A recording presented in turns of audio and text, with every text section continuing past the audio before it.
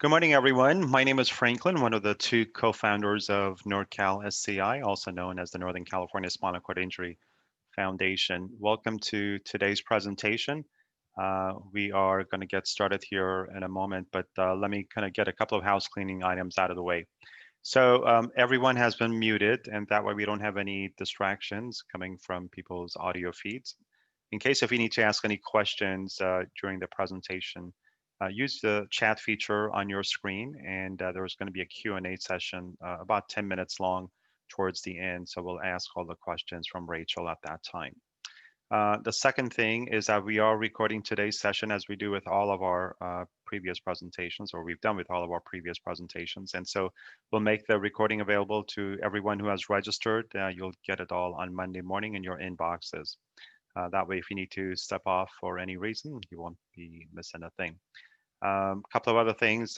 These presentations are made possible through a generous grant that NorCal SCI received from the REEV Foundation. So we're grateful to them.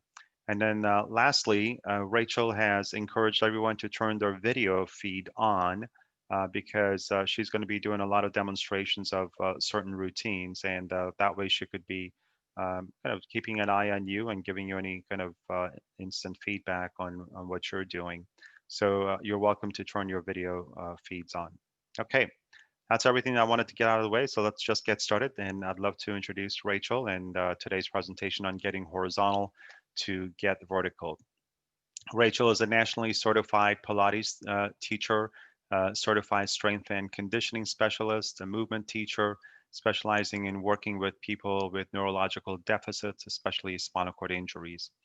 She is currently pursuing her license for massage therapy. She's worked with a tremendous number of individuals with spinal cord injuries, so she's got a unique perspective and expertise in such cases. So I'm thrilled to once again welcome Rachel and her presentation. Rachel, take it away, please. Alrighty, awesome. Thanks, Franklin. And thanks again for hosting this and for having me on here. I've really enjoyed doing this series. So I'm excited about today's topic. I'm going to go ahead and do a screen share. So just give me a second here.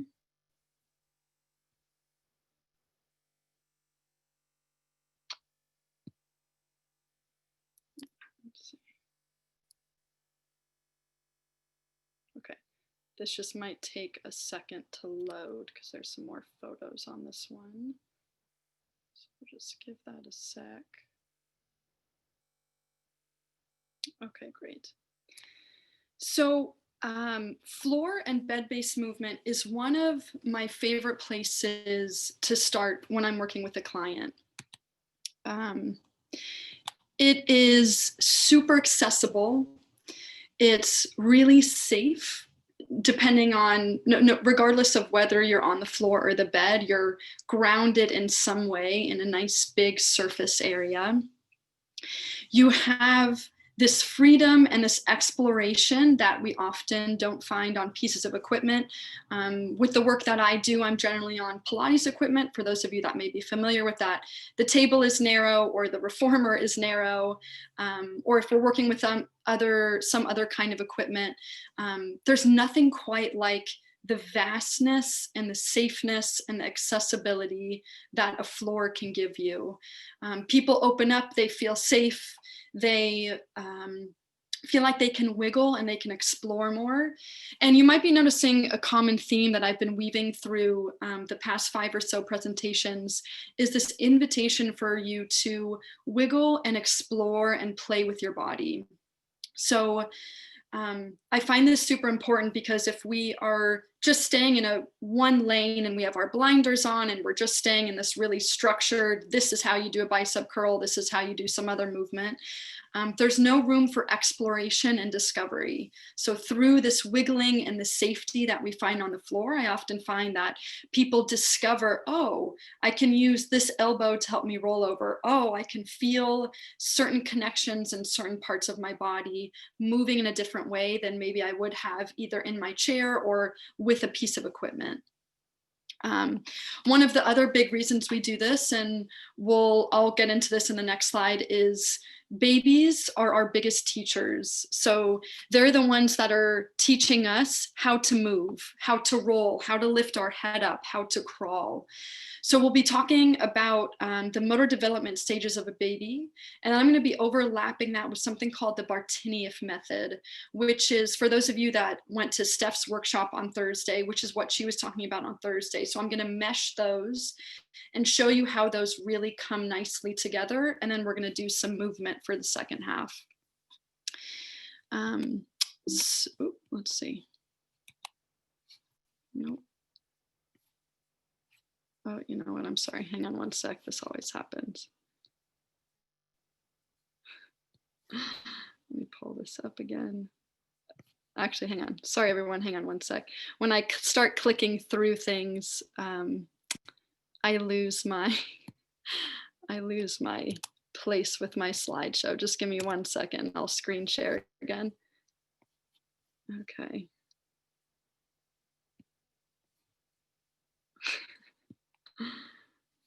Oops.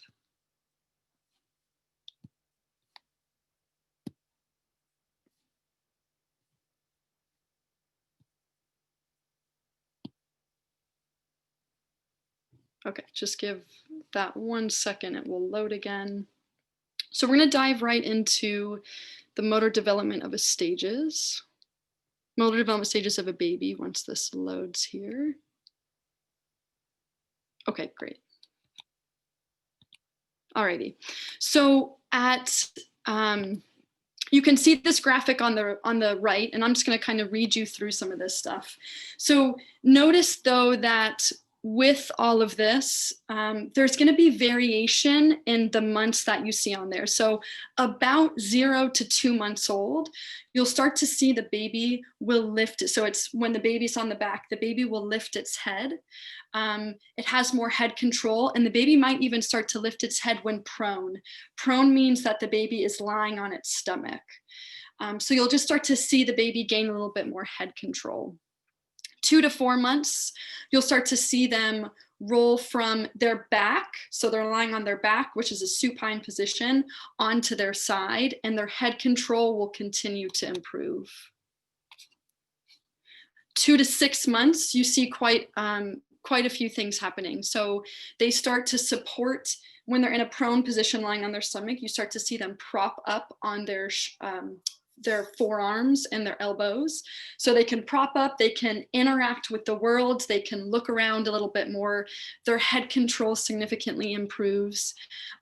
They first learn how to roll from their back to their stomach, and then they'll figure out how to roll from their stomach to their back. You'll also see during this time, they start sitting up without support, and they can control their head and their chest. And they do something called creeping, which is when they're on their body and they push themselves away. So their hands are on the floor and they kind of slide backwards. And I'm going to talk more about that when I go into the Bartynieff fundamentals. And then scooting is just a form of when they're seated on their butt with their legs kind of crossed in front of them, they start to scoot and pull themselves across the floor. 6 to 8 months, we see same thing, scooting and crawling, but now they're starting to pull themselves up to a standing position, either from a couch or a table or something. And then 8 to 10 months, you really start to see that crawling start to kick in more. And then 10 to 14 months, they're standing and they're walking without assistance. Okay, so we have a yours truly photo on the right here. You know, I was looking for babies rolling and crawling over, and I thought, wait a second, I have some baby photos of me. This will be more fun. So this is me in a nice seated upright position, holding onto a stuffed animal. Again, I'm going to kind of weave that into the Bartynieff fundamentals once we get into there. But that chart that you just saw on the previous slide, this is just walking you through it more. So the baby starts out on its back. It starts lifting its head up, getting that head neck control. It learns how to roll over first, so rolling onto the side, rolling onto their stomach. Then you start to see them sit up like I am in this photo. You start to see them when they're in the seated position start to find a rocking off of their hands, which eventually brings them into an all fours quadruped position. They then start to crawl. I put kneeling in here because although you don't typically see babies come up to a standing position from a kneeling position, this is typically the progression that I'm working through with my clients. And this progression, so we've got 6 things over there on the side. Through a session, through say a 2-hour session, I might only get through 2 to 3 of those with somebody, or we might go through all of them. So these kinds of stages are not only something that we're working towards within a 1 or 2 hour session to prep the body and to come to more upright positions, but it's something that over time, over months and over years, that's kind of what we're working towards. We're working towards coming to more of a seated tall position. We're working towards coming to a quadruped position. Okay. There we go. Okay, so diving a little bit into what Steph had talked about just Thursday is something called the Bartinieff fundamentals. So Irmgard Bartinieff was a physical therapist.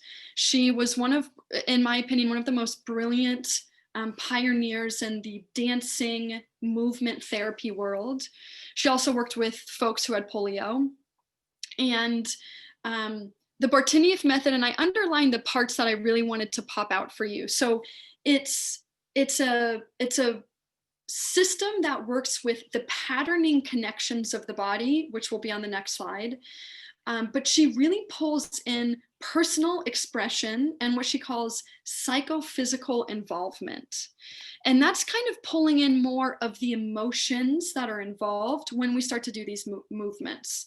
So just to give you one example before we jump into this, in the morning, maybe when you're seated up in bed or you've gotten into your chair, or if you're a standing athlete and you're standing and you're coming into this nice big stretch, you're reaching your arms out into the world, you're exposing your heart and your organs. You're only going to do this kind of a stretch in a place where you feel very safe. If you don't feel safe, if you feel like you're in harm's way, if you're not feeling good, if you're feeling kind of sick, this kind of reaching movement might not be super accessible to you. So this kind of a reaching, stretching movement is associated with safety and freedom and happiness and kind of reaching towards your goals. So it's basically pulling in movements of the body with ideas and thoughts and emotions to create this cohesive program by using the patterns of the body. So she's got 6 fundamentals that we work through. Okay, so these are the 6. So they go across the screen and then down to the bottom. So we'll start with breath here. So breath being the key to life, the key to movement, the key to rhythm. So actually, let me just explain all of these. Those figure 8s that you see on that screen are kind of meant to represent the body, the physical human body. And then those lines that you see dispersed throughout those figure 8s are trying to show you what pattern is talking about in each of those. So with breath for this one, when we go through the movement portion, I'm going to start with taking you through more of a diaphragmatic breath, which if you remember from the earlier sessions, that's your relaxed breath, where you're surpassing the breath in your chest and you're breathing directly into your low belly. It's a nice relaxed breath. You're not forcing anything. However, when you start to roll and move, that breath is going to change. So if I'm in a side lying position and I'm lying on one side and this side is up towards the ceiling, well, it's going to be hard for me to breathe on the side of my body that's kind of squished against the ground. So we want to be able to have the capacity to breathe into parts of our rib cage and our back and our front when we're in different positions, especially when we're on the ground. When we're on our stomach, we're going to want to be able to have that capacity to breathe more into the back of the ribs. When you're on your side, you're going to want to be able to breathe into one side, the side that's open. So moving on to core distal, that second one. So this more has to do, this is all in relationship to your navel, to your belly button. So core meaning you're kind of coming inward to your body in relationship to that belly button. And distal meaning kind of the example that I gave with your morning stretch, that you're getting big. You're trying to take up as much space, you're reaching all the way out through your fingers if you're able to reach out through your fingers. So you'll see in that photo, there's a X and then there's a line going straight through. You're reaching out through your 6 limbs. So this is what Irmgard calls your 6 limbs. You have your arms, your legs, and then you have out, up through your head and down through your pelvis, kind of through your sacrum. So you're just trying to expand your body in all 6 of those directions throughout the 6 limbs. This connection, the core distal connection, more has to do with myself and the world. So it's when babies start to find their purpose, it's when people start to feel motivated, and you're finding your relationship through the center of your body out into the world. So it's kind of that first interaction of this is me and this is the world. Moving on to that third connection, so the head-tail connection. So this more has to do with how your head and your neck work together with your sacrum and your pelvis. So they both can come into flexion, they both can come into extension. They both can move to one side, they both can move to the other side. So it's about, are you able to move those two things together? So this is really where what we call, so on Thursday, Steph was talking about a push and a pull. And I'm just going to add one layer onto that with something called a yield and push and a reach and pull. The reason we add those 2 words is because a yield, for the yield and push part, means yield first, we establish this bond with the floor. I am in connection with the floor. I feel it. I see it. My hands or my elbows are there. I have a connection with it. And then I can push away from it. So it's almost a preparatory action before the push. It's like, here's the floor. Here I am. Now I can push. Similarly, we have, instead of just a pull, a reach and a pull, which just adds this goal-oriented movement. I'm reaching, in a baby's world, I'm reaching for this toy, and now I'm going to pull it towards me.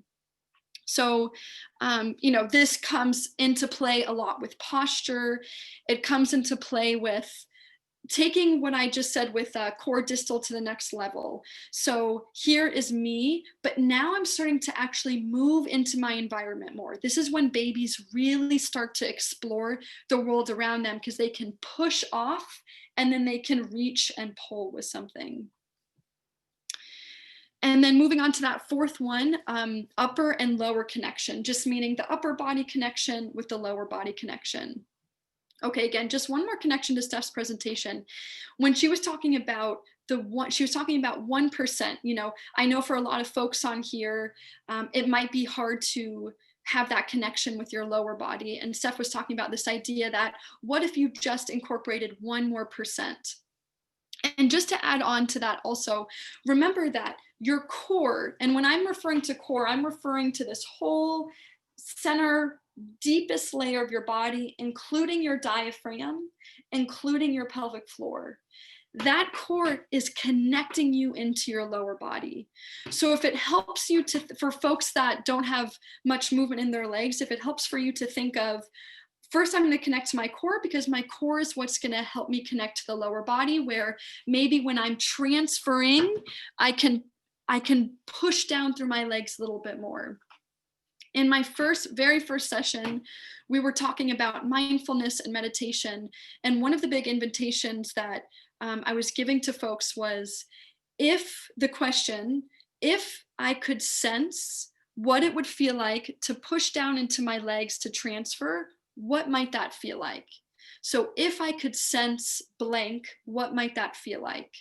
And that's that 1% idea that Steph was talking about Thursday. So, and maybe thinking of that starting more from your core and then bringing that down into the lower body. So the emotional pulls that are associated with this one are you're learning to set boundaries. So this is me, this is you. We can set boundaries if we need to, etc. There's also this giving and receiving component to it. And then one of the biggest ones is reaching for a goal. So this is a very goal-oriented one. If I'm pushing down through my legs, whether I'm transferring or doing something, it allows me to accomplish some kind of a goal. This one also builds a sense of self. And if this one isn't connected, we might see a lack of reaching from the lower body. And I'll explain that more when we're doing the demo. It also might be, it might almost feel like your goals are unreachable. So you're pushing, so that yield and push and then reach and pull, you might be pushing, but is the reach and the pull in your frame of reference? So again, that's just tying in more of the emotional thoughts behind it. Let me make sure I didn't miss anything. There's also, what's really fun with this one is there's a whole upper body sequence we could do to prep the body. The workshop that I'm teaching in December is going to actually go through most of this sequence where we're kind of starting from the core and we're working distally. So it's focused on the shoulders, but it's going to be in a very fluid, cohesive way that we're going to work through the whole upper body. So we won't do as much of that today.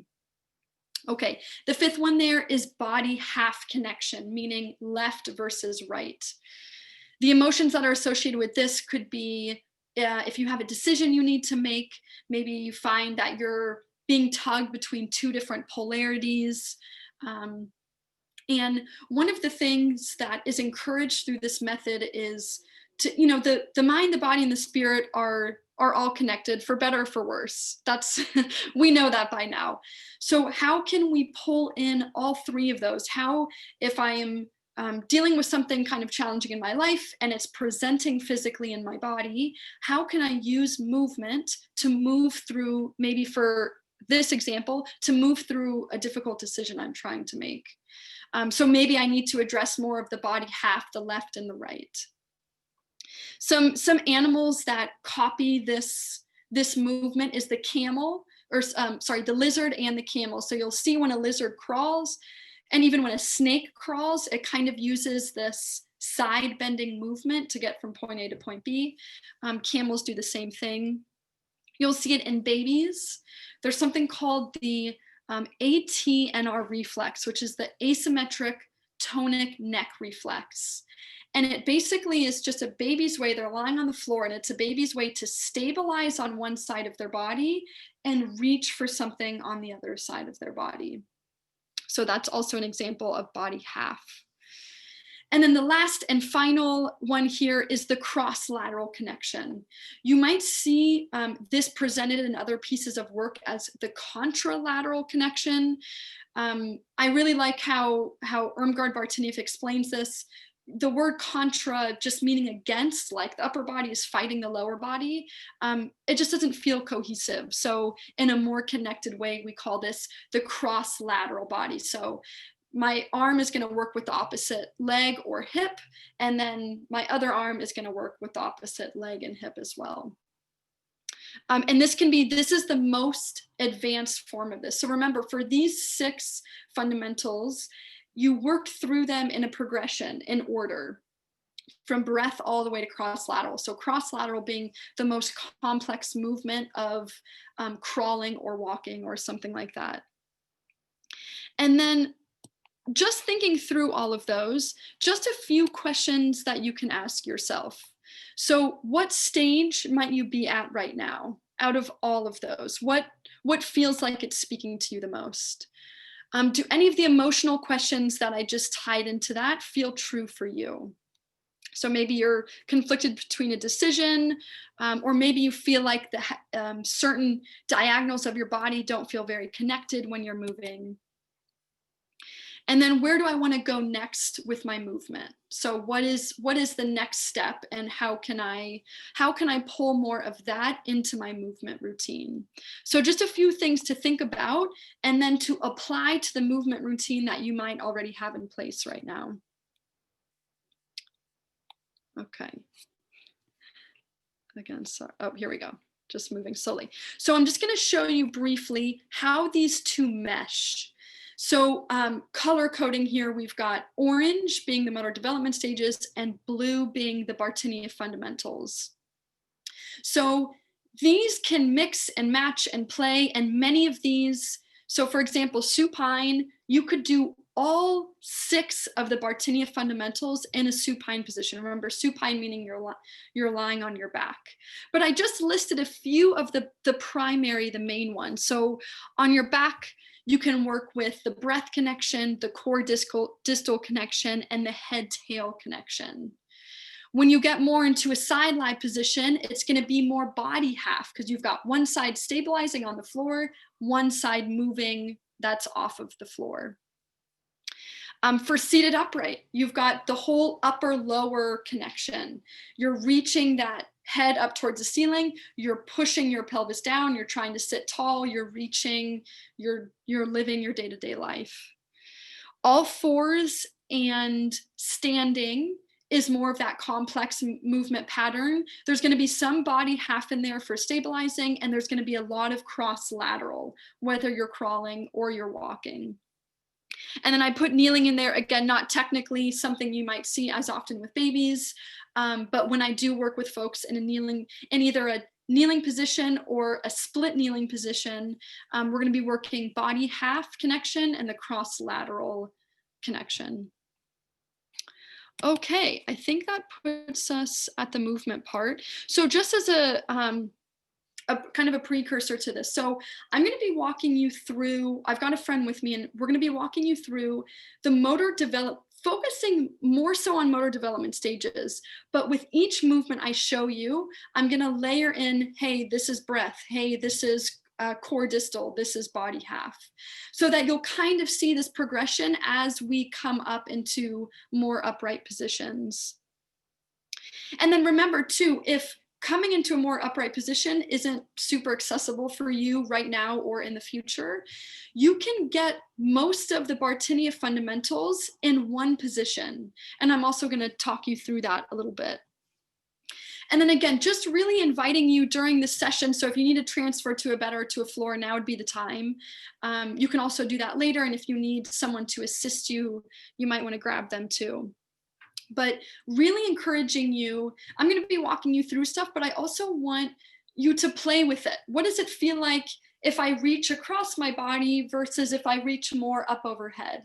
How does that change the connection, the movement, the strength? How does that change my breath? So yeah, I'm just encouraging you to really play and wiggle and have fun with that. You also, just in terms of equipment wise, the only thing you might need on the floor is a couple of pillows to bolster an ankle or to bolster a head or something like that. And it depends what surface you're on. If you're doing this on a bed, it's going to be a little squishier. All of this stuff is still very possible on a head, on a bed. Some of it will be easier. Some of it will be harder because of the squishiness. So you'll just have to take that with a grain of salt here. Okay, I am going to stop sharing my screen and give me one sec. I feel like my computer is moving very slow today. Okay. Okay, I'm going to reposition everyone, so just give me a few seconds.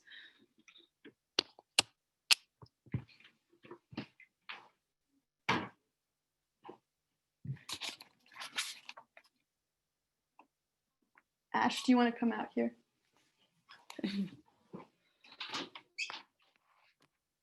Alrighty. So I have one of my dear friends, Ash, joining me for this movement part. Oops. Okay. She goes by she, her pronouns. She is a badass disability justice activist, she does everything. She's in the public health world, so I feel like this is appropriate. Also, neither of us are wearing masks because we've been quarantining together. So that is why we aren't masked. Okay, yeah, and if folks would, just trying to, here we go. Okay, if folks would like to, actually I'm gonna stay on speaker, turn their cameras on. I know some people are camera shy, so no worries, but now would be a good time to turn your camera on if you'd like, so I can talk you through some of the stuff as we do it. Okay, great. Just making sure we've got our camera angle set. Okay, so I'll have you, let's maybe go ahead this way. I'll just have you lie on your back at first. Okay, so starting with some supine movements here. So you're starting on your back. So coming back to the Bartinia fundamentals and maybe just starting with breath. So every time I get people down onto the floor, we just take a second. We've been doing this in all of the sessions. We just take a second to come into the breath. So you can put one hand on the belly, one hand on the chest, or both hands on the belly, whatever feels supportive and comfortable for you. And just starting to notice, remember, without judging, where is your breath going? For now, just because we're on your back, see if you can invite that breath into your belly, just to help calm the nervous system, to help get you settled and kind of acquainted with the floor. Letting that breath surpass your chest and go right into your belly hand. And if you feel that your breath is still in your chest, no worries. You're just sensing that. You're feeling what muscles are helping your breath moving right now.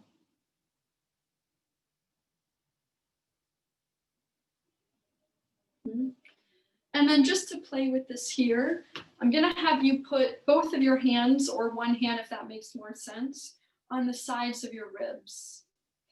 And now I want you to breathe into the hands, widening the rib cage as if you had a balloon in there, and then exhaling all of the air out. So instead of breathing into the low belly, you're now trying to take more of what we call a rib breathing. So this is lateral rib breathing, expanding the ribs out and then coming back in. I want you to stay with that breath. And just remember that this is the breath that we're going to see maybe when you're lying on one side of your body, because you're going to only be able to breathe out of one side of your ribs. Maybe even feeling if you can sense the breath into your back. Yeah. Okay. So bringing some movement in with that. So we come to the breath. Second fundamental for Bartinieff is core distal. So for this one, we're just going to show just a couple here. We're going to start with just an open and a close. So I'm going to have Ash just do this one on her own and just bringing her arms out, getting really big. And remember, this one is in relationship to your navel. So you're trying to get as small as you can. You can cross the arms over the chest. If you're able to lift your head up, you can lift your head up, which starts to segue us into head-tail connection. But remember, all of these are really fluid. So when we come into one and we start to play with another, that's kind of what we're going. If you're helping someone on the floor, I might be assisting Ash with bringing her head up and down. So I'd bring her head down, she would get big. If you're able to reach through the fingers, really reaching through the fingers. And then when she comes inward towards her navel, I help her lift again. It doesn't have to be a super high lift. Is that okay? Mm-hmm. Okay. It's just enough to maybe the eyes are going down, you're trying to keep your eyes on your belly button. You're also encouraging this person. So I'm having Ash tuck her chin in to her throat. This is called a cervical nod.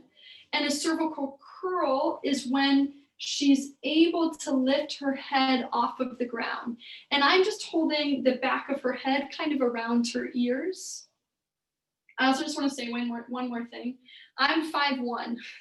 So how I spot and do these exercises might look different for how you and or you as the helper are doing these exercises. So it might make more sense to you to be straddling or to be seated on a yoga block or something like that. So just keeping that in mind.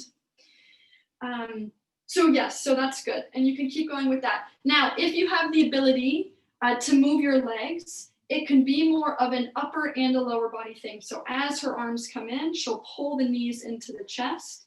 She gets small and then she gets big. And maybe as she's doing this, and I've got a couple with you that I've even worked with in the past, maybe you just need a very light assistance, maybe just from the ankles.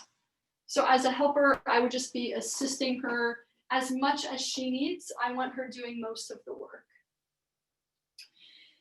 So staying with, actually, let's move more into the head tail now. We come into the frame. Okay, so remember, head tail is when we start to move the head and the tail together in whatever way we want to move. So in a supine position, I'm going to show basically all 5 of these fundamentals in a supine position, and then we'll start to move through the motor development stages a bit more here. So coming more to, so we already did that. She was bringing her head up, I was assisting her or not, and her tail was tucking, and then she was getting bigger. If we wanted to exaggerate that, she would actually tilt her head the other way into extension. Let me see that, yeah. So she's kind of tucking her chin up towards the ceiling, and then when she comes into flexion and you're thinking about tucking your tail under you, thinking about it, remember, what would it feel like if I could tuck my tail under? What would it feel like to engage the upper or the lower abdominals to make that movement happen? Okay, so just questions that you might be asking yourself. We can also do, talking about head tail, we can talk about coming into what we call a crescent shape. So Ash can, you can bring hands overhead or not, whatever kind of accessibility you have in the arms or the shoulders. You can also cross the arms over the chest if that's easier. And this also might be easier to do on not a really thick carpet or not a sticky yoga mat, so that she can come into, yeah, your arms can stay overhead, coming into a side bend position to one way. I can help her with that by either kind of dragging her upper body and bringing her into that movement. And if we wanted to, I can also move her lower body. So now she's in this really nice, open, full banana position. This also starts to get into body half. A little bit, not as much. This is still more head tail working together. And then we might come back to breath. I might say, Ash, can you breathe into these open ribs here? So she's actively thinking of engaging this whole side, her whole right side, and she's actively thinking of breathing in to her whole left side as she does this. And then again, whether she needs the help or not, so maybe this time she can do her upper body and I'll help her with her lower body, and she switches sides. Yeah, so just coming into that banana shape back and forth. Okay, now for those of you that might, I'm going to kind of progress through these. So some of these movements might not be for everybody, but I know we've got quite a wide variety of abilities on here. So as we get more advanced with these, you can take it or leave it. So the next one we're going to come into is more of a roll up. So I'll have you bring your hands down. So I'm just going to assist her with her head. She might not need this. If you're doing a roll up, she might be able to do this on her own. And then I'm going to help her come. She's using her abdominals to a seated upright position. Maybe when she gets here, I give her a little bit of support. So now she's finding a bit more what we call the upper and lower connection, where she's pushing her head into my hand. She's reaching her sacrum down into the floor, and she's trying to keep herself upright.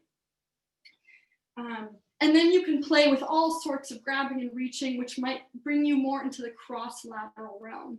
So there's a lot of things that you can do here. Or you can stay with the core distal in a seated position. So if you bring your hands up, yep, and then coming down within and kind of tucking into your belly button. Yeah, and then I might just be giving her that support here. And now we're back to head-tail movement. So just showing you a couple different ways of how you can layer the motor development stages in with the Bartini fundamentals. She can even do kind of a reach across her body with this left arm. I can help her rotate. And then a reach across with the other arm. Yeah, and then you're getting a little bit more into cross-lateral connection. And then I can help her all the way back down. Yeah, awesome. Okay, what am I forgetting? So from there, so we've moved through, yes, oh, upper, lower. So this next one, we're gonna do some X rolls.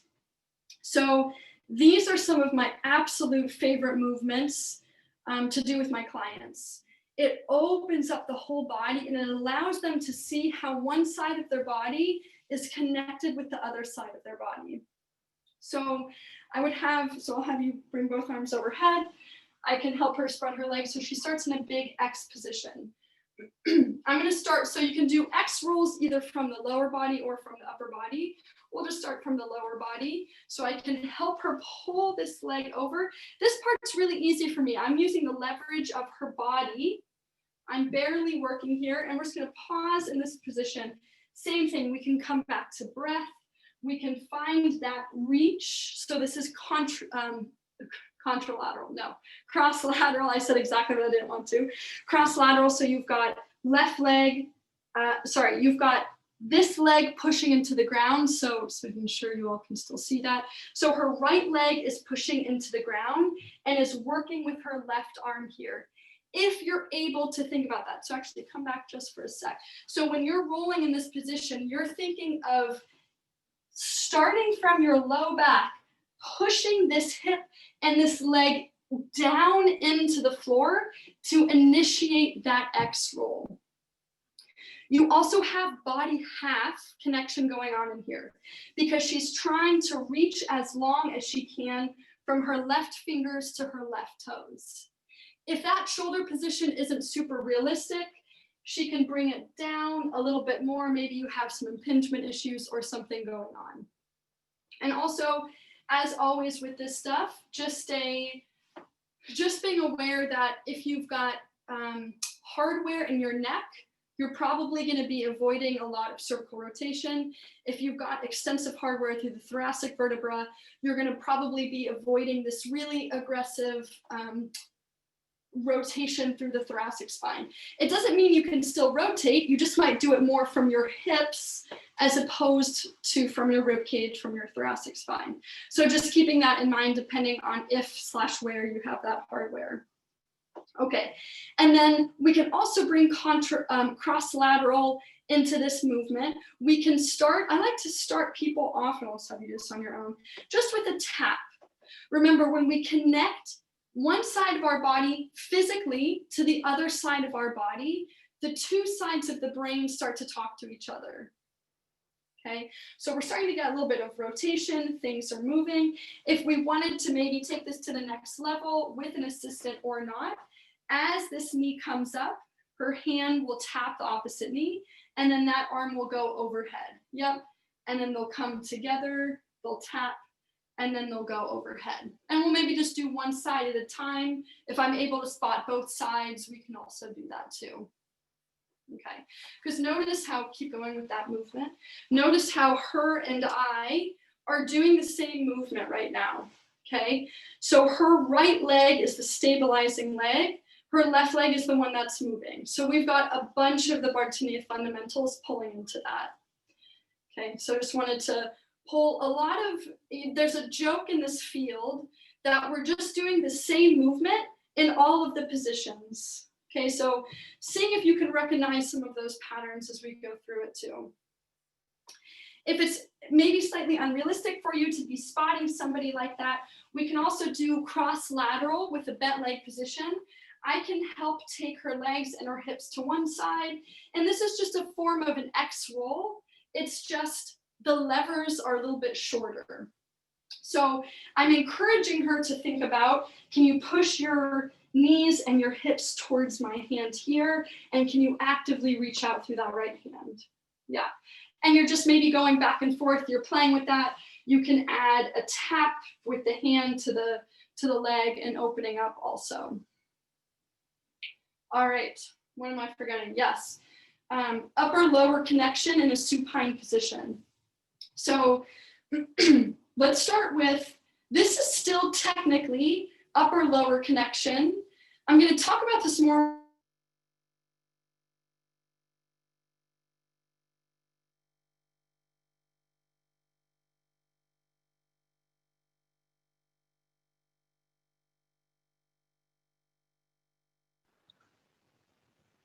Hi, everyone. Hang tight. We seem to have had some internet connectivity issue with Rachel.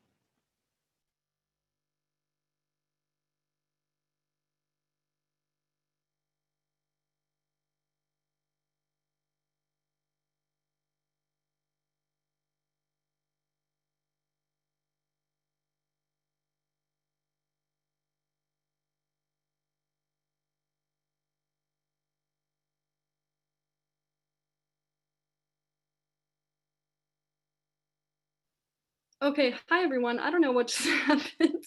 I don't know if that was me or everybody else. That might have just been me. Sorry if I lost you for a second here. Yeah, no problem, Are you Rachel. still okay? I closed some more tabs, so hopefully that fixed it. Okay, but keep rolling around in case I lose you again. Okay, so then coming into, so I'm just gonna have Ash put her palms together, and she's gonna do this big sweeping figure 8 shape. Okay, it could be a horizontal. Let's make it a horizontal figure 8. So figure 8 meaning an infinity sign, and you're kind of coming across your body. You're making that figure 8 as big as you can. And she's thinking of stabilizing her hips here. So we're still trying to get that upper lower connection. If we want to advance that upper lower connection, you can relax. Make sure you do figure 8s in both directions, by the way, because your brain usually starts you in the easier direction. Okay, so if we wanted to make that a little bit harder, again, for those of you that maybe have some strength in your hips / movement in your legs, we can come into a bridge position. So she would be pressing her hips up. I may be helping with her knees, depending on where I need to be spotting, and then coming down. So she's pushing down, that yield and push down into the floor to press the hips up. Okay, you can be adding arm movements into that as well, but that's just your basic bridge, pushing down to lift up. Yeah. Okay, so we'll straighten the legs. So coming now more into a side lie position. Can you maybe scoot this way a little bit? Okay, so a baby's on its back and it eventually has to roll over. So we'll take that leg, whether she needs assistance, and we'll roll onto her side. She can kind of bring that hand over, and I'm gonna take her legs and bend them, there you go. And then you can either have your hand under, or you can give them a pillow if you're feeling generous. Okay, so again, just playing with a few of the Bartiniefs here. So you can start with something that we call House of the Mouse. So she's gonna try to create this space, a little house for the mouse under her ribs, and then she's gonna drop back down. This might be really challenging for some people, but just thinking about it, maybe it starts by coming more from your shoulders. And then maybe later on, you start to feel that connection lower and lower into your mid-back, your obliques, your low back. We can then start to bring, so this is all body half, more so body half. We can start to bring this top arm overhead, and whether she needs the help or not, she can reach overhead, and then she can push this hand down into her hip. So just an active opening overhead. She can even incorporate the rib movements with that by lifting and scooping, and then pushing the ribs down. And if she's able to, maybe lifting her head up and coming into a side curl there. And I can also help her if I need to. And then coming back down. So now we're bringing a little bit more of the head-tail connection in with the body half. So we're just combining things here. Yeah, you're good. Okay, you can also do more of a reach forward. So this one's called pinwheel. I think Steph did this on Thursday. And then reaching back, I'm supporting her hips. She's opening, this is body half and cross lateral here. Cueing her to breathe into her ribs. I might even put something out there for her to touch, like a target. Having targets for people can also be really useful for biofeedback and knowing how far you want to be able to reach. You can also bring that, sorry, one more thing, you can also bring that into a big circle around her head. Opening and then closing. You're just really exaggerating that movement from your ribs as much as you can. It might help if you're doing this on your own to be against a wall, to do this one too, so that your hips are stabilizing against a table, a couch, or a wall. So from here, we can roll, I'll take this from you. Okay, we can roll more into a prone position, so I'd help her straighten her legs out. We'll roll onto the stomach. Okay, and just as a thing, you might, as the helper here, you might need to help them kind of lifting their chest up to get their elbows out of the way if they're getting squished on one side. So here we can start pretty basic. We can start with just a head lift. Remember, when a baby rolls onto their back, they have to be able to lift their head up. They're looking around, and they start to develop all of the muscles and the engagement they need to eventually prop themselves up. So we can just start with the head lift here. So I'm not going to help Ash with this one, but she's just going to lift her head just a little bit off the ground. That's it. And then put it back down. And maybe that's where you start. Maybe you just do 10 to 20 of those, and that's where you start. If we want to progress that a little bit further, we're going to come into an elbow prop.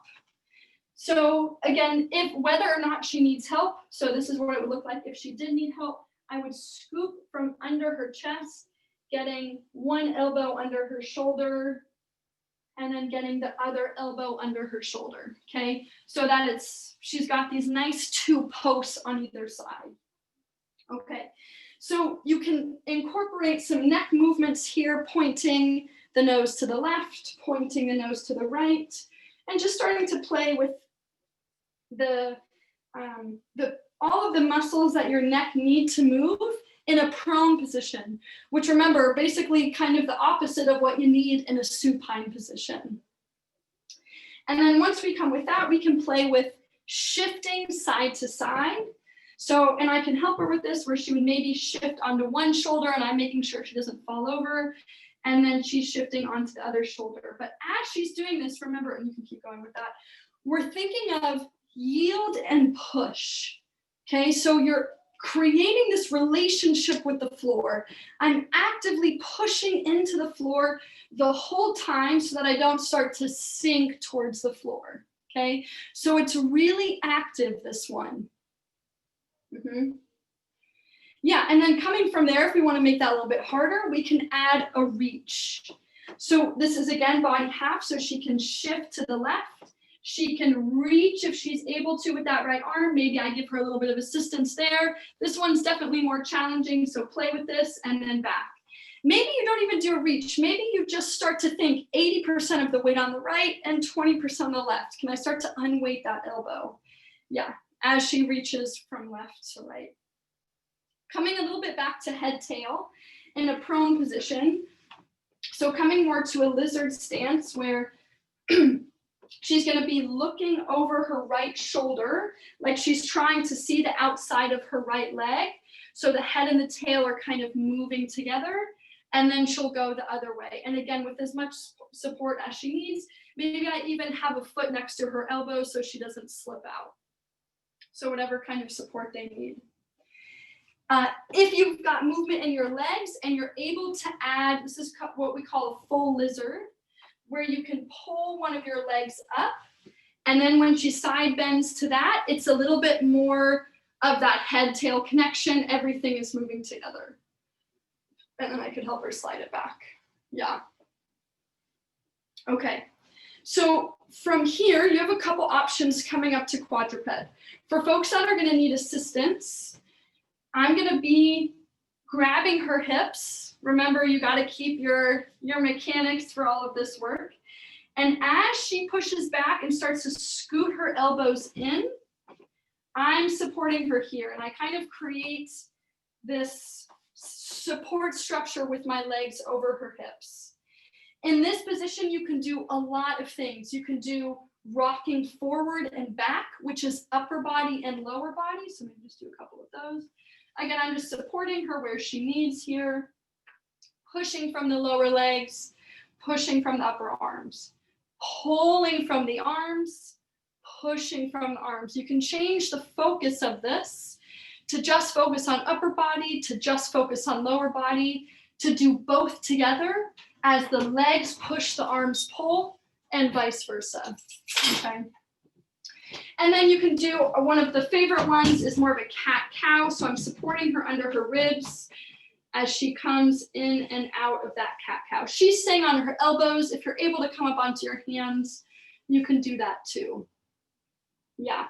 And then of course, one of the more advanced ones for this might not be for everyone, was if we were to bring this more into a crawl. So her right arm and her left leg will move together, and I can support her if she needs. She shifts her weight onto the stabilizing legs, and then right leg and left arm move together. And you would just continue on with that. We won't do too much of this just for time purposes. Yes, I think that's all I want to show. We did some seated work. Yeah, you can relax. Maybe just stay here for questions though. Yeah.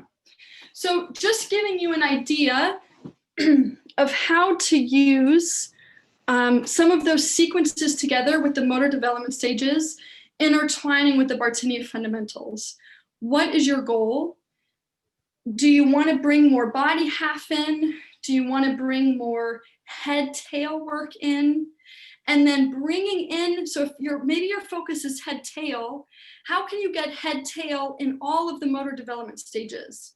On your back, you could do open small. On your side, you could do open small. In quadruped, you could do cat cow. So, or you could do this wiggle side to side. You can do the crescent shape one. So just thinking of it from both standpoints, how can I use where I want to go with my movement from the Bartinia fundamentals and pull that into most, if not all, of the motor development stages of the baby. Awesome. I think that's it. Thank you so much for joining, everyone. I've got my information screen up on a previous slide, but I can just type that into the chat box also. Okay. I know we're just a minute over here. Not a problem. Thanks, Rachel. We have a few questions. So for someone that doesn't have a whole lot of trunk control, which of these movements would you recommend to them? Yeah, I would say it's probably easiest to stay on your back with the first 5 or 10 minutes we did on your back, where you're either having somebody assist you or you're really just focusing on these movements from maybe the ribs up. You're doing this flex and extend with your ribs, or if that's hard for you, you're finding head-tail connection, but mainly from the head. And then moving into, I'm just looking at my notes over here, moving into, even a cross-lateral connection can look like this. I'm bringing my shoulder to my opposite hip, and then I'm coming back down to the bed. The fancy version looks like this when Ash was on the floor. The more compact version looks like this. I'm still connecting my ribs and my shoulder to that opposite hip. It just isn't with the full arm and leg connection. Okay. Next question. I cannot get on the floor, so the only place that I could do this is on a bed where there is limited amount of space for my care provider to work with me. Again, what types of movements would you recommend given those realities? Yeah, so I would say kind of similar answer to what I had just mentioned, where maybe you're just staying with the movements that are more central to your body.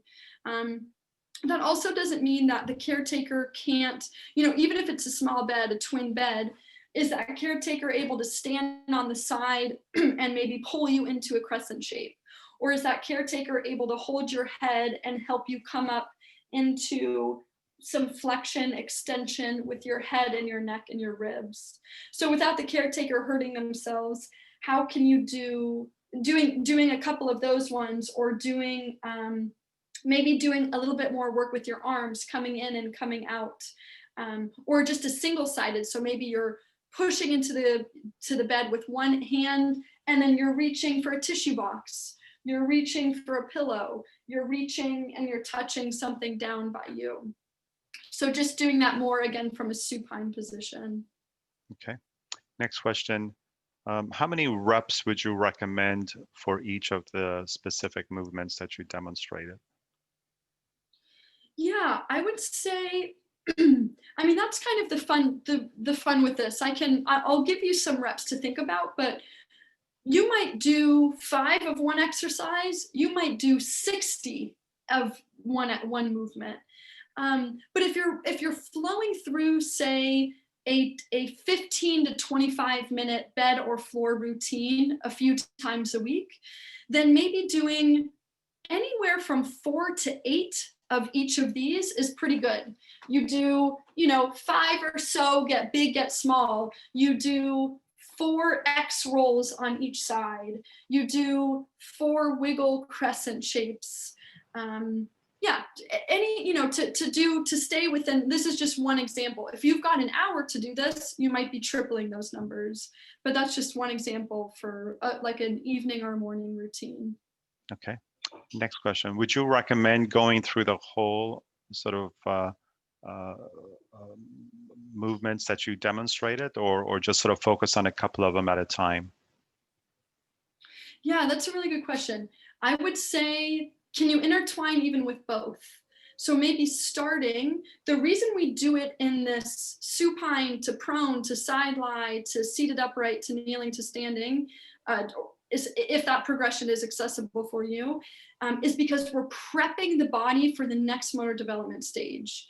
If you find that your body is prepped after only doing a couple of movements in one of the stages and a couple of movements in the other stage, and you can go right to a kneeling or a split kneeling position, and you could start doing something a bit more complex, then go for it. So it's really more of a, how prepped does your body feel? If you feel like that's a good flow for you, I recommend at least the first maybe 1 to 3 times you do this to walk through each of those stages, because it's a really good way for your body and your nervous system to ground physically and metaphorically, and then to progress and find those developmental patterns. I mean, this is something so inherent to our nervous system. It's how we learn to move as kids. And so just at least walking through all the progressions the first couple times, but if you don't need it in the future, you could skip a couple as you progress. Okay.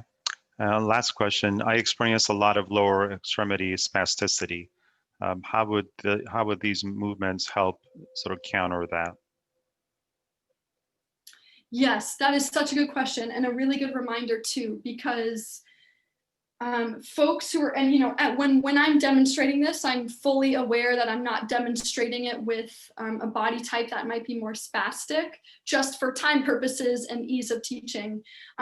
For folks who do have a lot of spasticity, this kind of floor work can be so instrumental in decreasing unnecessary tone and spasticity, because we're walking through those neuromuscular pathways of firing and inhibiting and activating that we originally did when we were babies. So it's I almost think of it as a reset. It's like a reset system for the body, where the body is like, oh, this is what you want.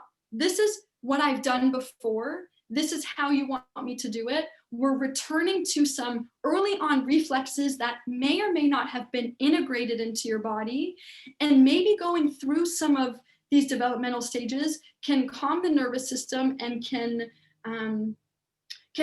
basically, releasing spasticity isn't the right term, but can help decrease that spasticity because of the neuromuscular pathways that are repatterning when you're working through these stages. So getting through the stages might be kind of tricky, especially with spasms and if it's pulling you onto your back or pulling you onto your stomach. But I definitely encourage you to play with it, because for a few guys that I've worked with that had really intense spasticity, hands down, this helped most of the time when we would get on the floor and do some kind of a quick 20-minute rolling warm-up routine. That's a great answer. I think a lot of people Yeah. would love experiencing that. Okay, I don't see any other questions. So thank you, Rachel, and thank you, Ash, for joining us. Everyone, as I mentioned, the recording will be made available to all of you come Monday morning, and hope you enjoyed today's session. Thank you again, Rachel. Do you have any idea what we're doing in December? Yes, we're going to be doing the shoulder. So it won't be just the shoulder. It will kind of be, how can we repattern, how can we stabilize the shoulder and then mobilize the shoulder through working with some of the stuff we did today with a yield and a push and a reach and a pull. different angles, all of the movements. And I will, let's see, I can chat everyone. I'll put my my website up for folks who want to visit that and rewatch any of the stuff or sign up for my newsletter or see any of the good stuff I've got on there. So I'll put I'll that in type the that in right email that now. I But send otherwise, everyone. yes, that's, Yeah, and oh, great. Okay, I'll put awesome. that in Thank the you. email that I'll send to everyone too. So no worries. Okie doke. Thank you again, everyone. Have a great rest of the weekend. Thanks for joining us. Okay. Okay, bye, Thanks, Rachel. Franklin. Bye. Bye, Ash.